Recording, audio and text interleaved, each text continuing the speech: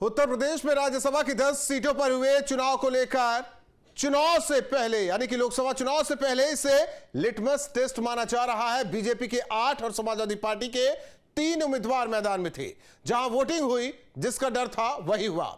Samajwadi party के 7 विधायक बागी हो गए। उन्होंने एनडीए उम्मीदवार को वोट दिया, यानी लोकसभा चुनाव से पहले अखिलेश यादव को एक और झटका लगा। विधायकों को अपने पाले में करने की अखिलेश की तमाम रणनीति धरी की धरी रह गई। अब सवाल यह कि क्या विधायकों की बगावत अखिलेश के लिए लोकसभा चुनाव में आफत बनेगी। दो टूक में आगे बढ़े उससे पहले आपको सुनवाते हैं बयान कि भारतीय जनता पार्टी सभी 8 सीटें जीतेगी। मैं पहले भी कह रहा था, आज भी कह रहा हूं। समाजवादी पार्टी तीसरी सीट हारेगी, ये मैं पहले भी कह रहा था, आज फिर दोहरा रहा हूं। सपा जानबूझ करके तीसरी सीट के लिए प्रत्याशी खड़ा किया, जानते हुए कि हार जाएंगे। लेकिन यह जरूर उजागर हो गया कि समाजवादी पार्टी कुनबे में अंतर कलह का स्तर क्या है, और अगर देश और प्रदेश के विकास के लिए किसी ने अपनी अंतरात्मा की आवाज़ पर भाजपा प्रत्याशियों को वोट दिया होगा, हम उसका स्वागत करते हैं, अभिनंदन करते हैं। सत्ता का दुरुपयोग करके 8वां उम्मीदवार जिताने के लिए उन्होंने एक बड़े सीट को खड़ा कर दिया। कई हमारे विधायक जिनकी निजी कुछ समस्याएं थी, परेशानियां थी, उनको दबाव देकर और लोभ लालच जो दिया जाता है, वो तो हमारे 7 विधायकों को उन्होंने तोड़ा।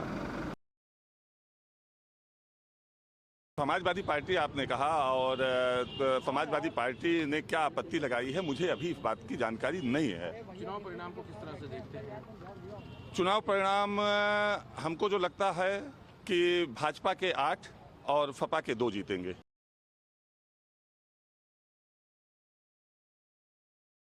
निष्पक्ष हुआ है। हमारी जानकारी में, हमारे देखने में, जो मैंने देखा, लगातार लोकतांत्रिक मूल्यों कोई हनन नहीं हुआ है। बिल्कुल निष्पक्ष और पारदर्शी चुनाव हुआ। तो क्रॉस वोटिंग के बाद एक तरफ जहां बीजेपी बागी विधायकों की तारीफ में कसीदे पढ़ रही, अंतरात्मा की बातें हो रही है, तो वहीं दूसरी तरफ समाजवादी पार्टी में बागी विधायकों को लेकर आक्रोश दिखा। सवाल यह कि क्या विधायकों की बगावत अखिलेश के लिए लोकसभा चुनाव से पहले आने वाले बड़े सियासी संकट के संकेत है। दो टूक में इसी पर करेंगे चर्चा, लेकिन उससे पहले न्यूज स्टेट के बड़े सवाल। अंतरात्मा जागी, अपने हुए बागी।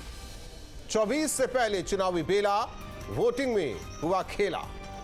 अपनों ने छोड़ा समाजवादी पार्टी का साथ, क्या बिगड़ी चुनावी बिसात? वही हुआ जिसका था डर, मुश्किल हुई सियासी डगर। क्रॉस वोटिंग का खेल, बीजेपी पास, समाजवादी पार्टी फेल। हमारे साथ मेहमान जुड़े हैं चर्चा के लिए। शरद त्रिवेदी जी, प्रवक्ता बीजेपी, दीपक रंजन जी, प्रवक्ता समाजवादी पार्टी। आप दोनों मेहमानों का स्वागत है। साथ ही साथ शुभम हमारे साथ लखनऊ से जुड़े हैं, सहयोगी। और सबसे पहले सवाल दीपक रंजन जी, एक सवाल है, हो सकता है कि गणना करने में हमें कोई दिक्कत होगी, जरा आप उसे संभाल दीजिए। समाजवादी पार्टी के विधायकों की अगर संख्या हम जोड़े तो अभी कितनी है विधानसभा में? समाजवादी पार्टी के इस टाइम 108 विधायक हैं। इन 108 विधायकों में 2 विधायक हमारे जो है वो जेल में हैं, कारागार में हैं, तो वो 2 वोट डालने नहीं आ पाए। और 111 हमारे विधायक थे, समाजवादी पार्टी के 111 विधायक थे, जिसमें से 2 विधायक जिनकी सदस्यता चली गई, आजम खान साहब और अब्दुल्ला आजम जी, और एक विधायक हमारे जो है जिनका जो दिवंगत हो गए, एसपी यादव जी, स्वर्गीय एसपी यादव जी। तो उस हिसाब से हमारे विधायकों की संख्या आज की तारीख में 108 है। ये हम पुख्ता मान ले कि 108 विधायक हैं आपके पास आज भी? जनता के द्वारा चुने गए 111 थे, जिसमें एक विधायक हमारे दिवंगत हो गए और 2 नहीं, अभी की संख्या जो विधानसभा में आपकी है उस संख्या की बात कर रहे हैं हम।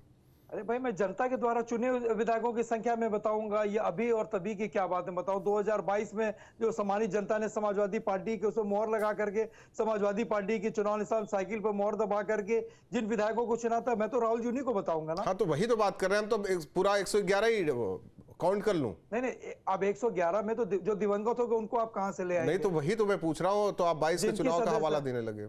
नहीं, तो जिनकी मैंने सारी चीज आपको विस्तार से बता दी राहुल जी। अभी जो मौजूदा संख्या जो अभी जो विधानसभा में आपकी पार्टी की है, आपके विधायक मौजूदा संख्या में हमारे 108 विधायक हैं। लगा तो नहीं आज 108 विधायक आपके पास है?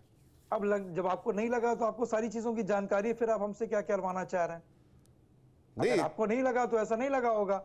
आपके लगने ना लगने से मैंने तो बार बार कहा कि जो हमारे जनता के द्वारा चुने गए, अगर आप जनता के द्वारा चुने गए लोगों को भी नकार सकते हैं, जनता ने जो मतदान किया अगर जनमत को भी आप नकार दे रहे राहुल जी, फिर तो बात नहीं खत्म। मुझे जो लगा आपकी संख्या नहीं दिखी ना वहां। नहीं, बात संख्या दिखने ना दिखने की नहीं है। नहीं, संख्या का ही तो सारा खेल है। संख्या से सरकार है, संख्या से विपक्ष का तमगा मिलता है, संख्या का ही तो खेल है।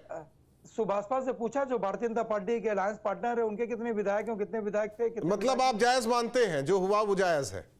बिल्कुल जायज नहीं, कतई जायज नहीं। ठीक है, तो हल्ला नहीं मचाना चाहिए शरद त्रिवेदी जी, तब तो हल्ला नहीं मचाना चाहिए, अंतरात्मा की बात नहीं होनी चाहिए, तमाम सवाल जवाब नहीं होने चाहिए। लोकतंत्र को कुचलने का काम किया भारतीय जनता पार्टी। फिर वही आपने कहा जायज है।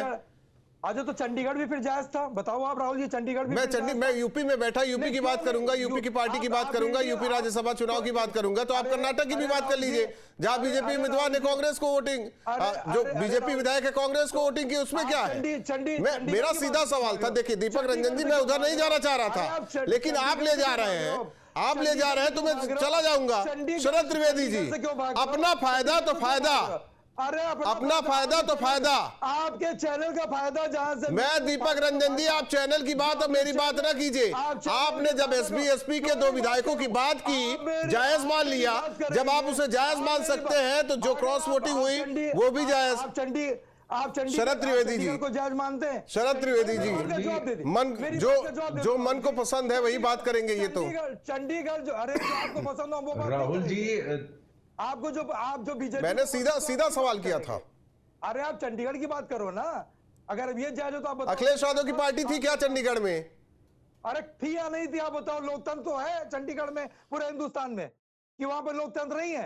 ये चंडीगढ़ जो हिंदुस्तान से अलग हो चुका है। क्या चंडीगढ़ आप जी, आप कहां बैठे हैं, किस चैनल पर बैठे हैं, चैनल का नाम क्या है, कहां हम दिखाते हैं, उसे जरा सोच समझ के बातचीत करके तब आया कीजिए आप चंडीगढ़ की बातें। मैं यूपी के राज्यसभा चुनाव पर बात कर रहा हूं, आप दीपक रंजन जी वहां चले जा रहे हैं। शरद त्रिवेदी जी, मैंने इसलिए आपको वक्त दिया। दीपक रंजन जी, आपसे ही सवाल किया, सबसे पहले सारे आंकड़े जानने की कोशिश की। आप इधर उधर की बात न कीजिए दीपक रंजन इधर उधर की बात न कीजिए, आप दूसरे को मौका देने दीजिए। शरद त्रिवेदी जी, जायज है, हमें तो नहीं लगता फिर कोई सवाल उठना चाहिए या कोई सवाल उठाए। राहुल जी देखिए, ये पिछले 2014 के बाद से ये एक स्टैंडर्ड कहानी बन गई है कि जब भारतीय जनता पार्टी जीतती है तो संविधान की हत्या हो जाती है, सरकार का गलत इस्तेमाल किया जाता है, लोगों को डराया धमकाया जाता है। लेकिन जब भारतीय जनता पार्टी के हक में जनादेश नहीं होता है तो ना तो संविधान को कोई खरोंच नहीं आती, हत्या तो छोड़ दीजिए। आप देखें कि कर्नाटक में क्या हुआ, तमिलनाडु में, केरल में, आंध्रा में, तेलंगाना में, कर्नाटक में, वहां कोई दिक्कत नहीं है, वहां संविधान को कहीं खरोज, गर्म हवा भी संविधान को नहीं लग रही है। लेकिन जैसे ही भारतीय जनता पार्टी के हक में वोट पड़ता है या कोई पार्टी भारतीय जनता, मैंने इसीलिए सवाल किया। देखिए एसबीएसपी का कुछ वोट समाजवादी पार्टी के पक्ष में चला गया, तब तो ठीक है। उनके अगर खिसक गए तो दिक्कत है। आप लोग संविधान के खिलाफ हैं, आप लोग लोकतंत्र के खिलाफ हैं। आप लोग ऐसा क्यों करते हैं, बार बार क्यों तकलीफ देते हैं समाजवादी पार्टी को, उनके चीफ को, उनके नेताओं को, उनके विधायकों को? राहुल जी, एक कहावत है कि हमको अपनी खबर नहीं यारों, तुम जमाने की बात करते हो। अरे हम इनको अपने अंदर झांक के देखना चाहिए, क्यों आपके नेता हमारे साथ जुड़ रहे हैं। आरएलडी इनके साथ थी, संविधान बिल्कुल ठीक था, आरएलडी हमारे साथ आ गई, संविधान खत्म हो गया, संविधान की हत्या हो गई।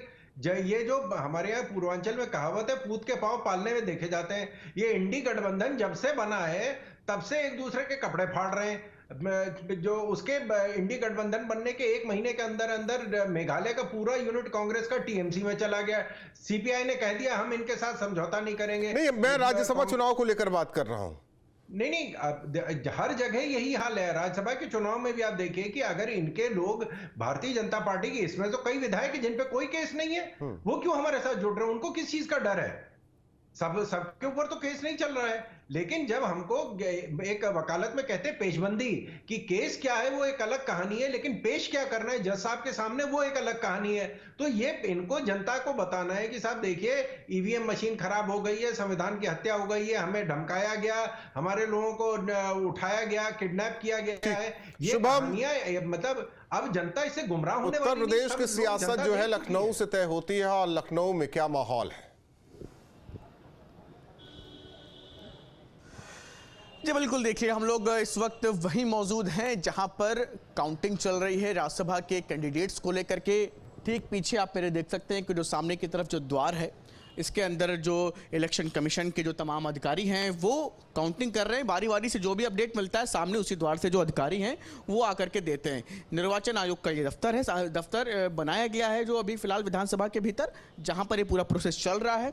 अब मैं गहमा गहमी थोड़ी बाहर की दिखा देता हूँ। मेरे बाईं तरफ वीडियो जर्नलिस्ट में दीपक राणा से कहूँगा कि ये सामने आप देख सकते हैं कि तमाम लोग मौजूद हैं, सभी पार्टियों के लोग हैं और अपने अपने जो परिणाम हैं उन सबका इंतजार करते हुए नजर आ रहे हैं। जो आज के दिन को लेकर के अगर बात कहें तो अभी तक फिलहाल समाजवादी पार्टी को लेकर के जो परिस्थिति नजर आ रही है 8वें कैंडिडेट को लेकर के, वो अभी फिलहाल थोड़ी मुश्किलें बढ़ती हुई नजर आ रही हैं, क्योंकि राकेश प्रताप सिंह, अभय सिंह, राकेश पांडे, ये तमाम जो समाजवादी पार्टी के कह सकते हैं आपके कद्दावर नेता हैं, ये सब आज बीजेपी के अगेंस्ट इन सब की वोट करने की बात निकल करके सामने आई। और अभी थोड़ी देर पहले जब इन सब से बात हो रही थी तो इन सब ने खुल करके बात कही कि उनके साथ ही साथ लगभग 7 दीपक रंजन जी, टीम मैनेज नहीं कर पा रहे क्या अखिलेश यादव? वोट किया है। अब परिणाम कुछ जी राहुल जी, टीम मैनेज नहीं कर पा रहे हैं अपनी अखिलेश यादव। देखिए ऐसा है कि जो जनमत के साथ जनमत का जो है मजाक उड़ाया जनता ने, उनको जो है विधायक चुन करके, मैं किसी भी क्रॉस वोटिंग किसी विधायक किसी पार्टी ने अगर किसी ने क्रॉस वोटिंग की, मैं उसको कतई जायज नहीं ठहराता। मैं तो ये कहना चाहता हूं कि जनता ने आपको चुन करके भेजा है और अभी देखिए समय बीतने में टाइम नहीं लगता। अभी आपको कुछ दिनों में ही आपको जनता की अदालत में जाना है और ये फैसला जनता देगी कि हमने आपको जो है जिस चुनाव निशान पे मैंने आपको जिताया था, जिस विचारधारा से प्रेरित होकर के या जिस नीतियों में हम आस्था, जिस नीतियों में हम आस्था रख करके मैंने आपको क्या समाजवादी पार्टी के विधायक को जिताया था, या आप जैसा आपने कर्नाटक की बात कही, भारतीय जनता पार्टी के मैंने जिताया था। तो जब जनता की अदालत में जाएंगे तो जनता उस पर कितनी मोहर लगाती है, जनता जब तय करेगी तब तय करेगी ना। आज तो आप ही लोगों की अदालत थी, सब आप ही लोग थे। नहीं हमारी कोई फैसला लेने में कहां चूक हो गई? राहुल जी, जनता से बड़ी कोई अदालत ही नहीं है, जनता से बड़ा कोई नहीं है। ये जनता है, जनता से विधायक। ठीक है, जनता की अदालत में सब कुछ तय होता है, लेकिन शरद त्रिवेदी जी उसी जनता की अदालत यानी कि जनादेश को फिर कहा जाता है कि ईवीएम हैक हो गया, बरगला लिया गया, बहुत सारी चीजें कही जाती हैं। सवाल यह है कि क्या सब अब विपक्ष के ही मन मुताबिक चलेगा देश में? संविधान तो वाकई खतरे में है विपक्ष के मुताबिक। राहुल जी, मैं एक मिनट, वही कई विधायक थे जो कि स्वामी के बयान से आहत थे, फिर भी अखिलेश ने नहीं सुना। कई जगह पर बातें उठाई गई, कई विधायकों ने बातें उठाई, फिर भी अखिलेश यादव ने नहीं सुना, साथ छोड़ दिया। तो बहुत बुरा लग रहा है शरद त्रिवेदी जी। राहुल जी देखिए, 2012 से ये कहानी चल रही है। इन्होंने हर तरीका, हर पैंतरा अपना के देख लिया है। चाचा भतीजे, बुआ बबुआ, लड़के, पीडीए, और पीडीए भी जो इन्होंने बनाया उसमें पीडीए में ए का मतलब अल्पसंख्यक था। 3 महीने वो नहीं चल पाया तो इन्होंने कहा ए का मतलब अगड़े होते हैं। तो मतलब हर तरीके, कोई भारतीय जनता पार्टी को बताया कि साहब जब इनकाउंटर हुआ था, विजय मिश्रा पे कार्रवाई हुई और विकास दुबे का इनकाउंटर हुआ तो भारतीय जनता पार्टी ब्राह्मणों के खिलाफ थी। जब बाराबंकी में 6 आतंकी पकड़े गए तो भारतीय जनता पार्टी मुसलमानों के खिलाफ हो गई। जब पश्चिमी उत्तर प्रदेश में इनकाउंटर हुए तो बता दिया गया ओबीसी के खिलाफ है। कोई ऐसा तरीका नहीं अपनाया गया है। अब आखिरी अस्त्र इनके पास ये है कि देखिए साहब, ईवीएम मशीन और जी इलेक्शन कमीशन। और मुझे बड़ा दुख है इस बात का कि वो इलेक्शन कमीशन जो आज समाजवादी पार्टी के कार्यकर्ता नेता सभी दुखी हैं कि 7 विधायकों का वोट आप लोग ले गए। अब उनसे ज्यादा दुख किसका होगा आज? नहीं, मैं तो आपको बता रहा हूं कि एमएस गिल साहब जो इलेक्शन कमीशन के अध्यक्ष थे, वो पाकिस्तान के इलेक्शन कमीशन को गाइड करने गए थे। उस इलेक्शन कमीशन पे भी आरोप लग रहे हैं जब इन्होंने कहा कि हमारे 20-20 हजार। ठीक है शरद जी, देखिए वक्त नहीं है। बहुत बहुत धन्यवाद शरद जी। दीपक जी, आपका शुभम जानकारी देने के लिए आपका भी धन्यवाद। जाहिर तौर पर जिस तरीके से क्रॉस वोटिंग हुई, समाजवादी पार्टी के विधायकों ने क्रॉस वोटिंग की और ऐसे में समाजवादी पार्टी खेमे में हलचल बहुत तेज है। लेकिन सवाल यह कि क्या लोकसभा चुनाव से पहले का ये ट्रेलर है समाजवादी पार्टी के लिए। दो टूक में इतना है।